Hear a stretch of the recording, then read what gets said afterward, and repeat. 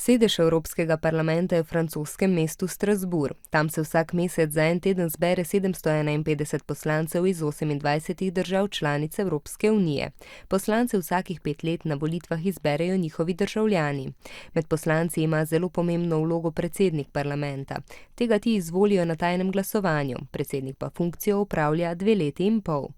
Poslanci v Evropskem parlamentu razpravljajo, sprejemajo ali zavračajo zakone, denimo o tem, kako mora biti med vožnjo v avtomobilu poskrbljeno za varnost otrok. Te zakone morajo spoštovati v vseh državah, ki so članice Evropske unije. Ker je poslancev v parlamentu veliko, predsednik skrbi, da razprave in glasovanja potekajo po pravilih. Ko je zakon sprejet, ga mora predsednik podpisati.